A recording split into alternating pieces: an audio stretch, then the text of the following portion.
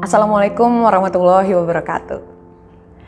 Yang terhormat Ibu, Bapak, Dewan Juri, dan seluruh rekan-rekan yang saya hargai. Ibu, Mamah, ataupun Umi, selamat siang, selamat pagi. Perkenalkan, saya Tria. Saya ibu dari 2 orang anak. Saya bekerja, saya mengurus rumah, dan sekarang saya juga sedang berjuang dengan penyakit mental saya yang sudah terkonsultasi dengan psikiatris. Ini semua saya terima akibat sebuah kejadian yang menghancurkan segala yang saya buat, segala yang saya prepare, yang saya bangun dengan darah, keringat saya, di badan saya. Tapi perlahan, Bu, nggak apa-apa. Perlahan bangkit. Sedikit-sedikit mendulang prestasi. Sedikit-sedikit kita membangun lagi apa yang sudah hancur lebur dibuatnya. Nggak apa-apa, Bu, nggak apa-apa. Perlahan ya, Bu. Jangan terburu-buru, Bu, jangan. Tidak apa-apa. Bu, ada kalanya mungkin ibu-ibu merasa hidup ini sedang tidak bersahabat dengan kita ya. Kerjaan di kantor baru selesai. Begitu pulang ke rumah, ternyata di rumah belum selesai pekerjaan rumah. Ada anak-anak menunggu. Belum lagi kalau rewel, Bu.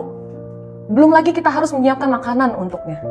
Belum lagi kita harus menyiapkan apa yang suami kita butuhkan. Belum lagi tentang ekspektasi orang-orang sekitar yang menjadi tuntutan, menjadi tancapan pedang ke dalam diri kita sendiri. Enggak apa-apa, Bu. Enggak apa-apa. Dan ekspektasi di sini tidak hanya seorang ibu haruslah pandai memasak, pintar menjaga anak, pintar mengurus rumah. Tetapi ekspektasinya bisa aja lebih. Seorang ibu haruslah cantik, cerdas. Padahal ya, Bu, ngurus anak aja udah capek banget ya, Bu. Padahal ngerjain pekerjaan kantor aja udah capek banget ya, Bu. Ditambah lagi kita harus mengurus badan, kita harus memperhatikan tubuh kita. Kita harus tetap cantik, kita harus tetap mulus. Kapan waktunya? Pertanyaannya itu.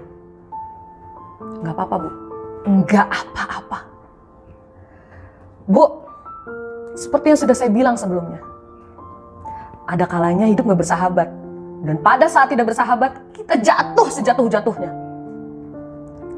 Saya yakin kita semua pernah merasakan kegagalan tersebut. Tapi apa? Bisa kita laluin kan, Bu? Sampai sekarang, kita ada di tempat ini kan, Bu, sekarang. Kita bisa melewatinya sampai sekarang, Bu. Bisa kan? Karena kita memiliki keoptimisan di dalam hati dan pemikiran kita, Bu. Dan ini bisa menjadi pengalaman yang amat sangat menguatkan. Tapi beda lagi. Pada saat kegagalan dan kejatuhan membawa ibu jatuh ke lubang kekelaman. Beda lagi. Ketika kita merasakan kehilangan segalanya, mendramatisir semuanya. Ketika pada saat apa yang kita bangun setinggi mungkin hancur seketika. Berat, Bu. Memang berat.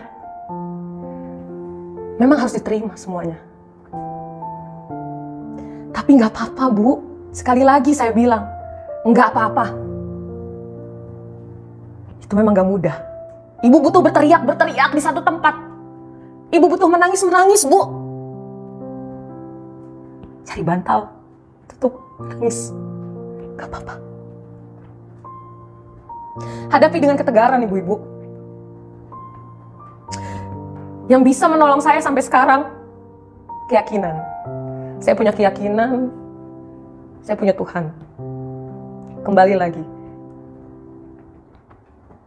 Kita juga masih punya lingkungan, Bu. Setidaknya kita punya teman, kita punya saudara, kita punya orang tua yang masih ingin merangkul kita. Walaupun kita salah seperti apapun, mereka masih menjadi orang tua kita, Bu. Kita masih punya kakak atau adik yang masih mau merangkul kita juga, Bu. Walaupun sendirian, seperti yang sudah saya katakan, tenang, Bu. Kita masih punya iman.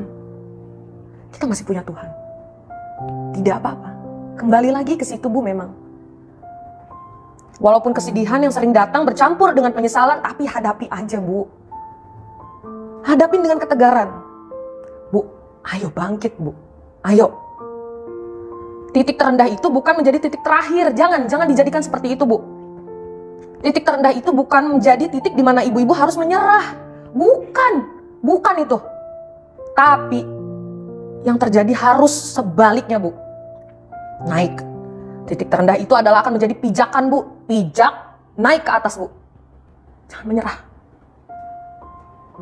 Mencapai kesuksesan ibu pelan-pelan. Gak apa-apa pelan-pelan.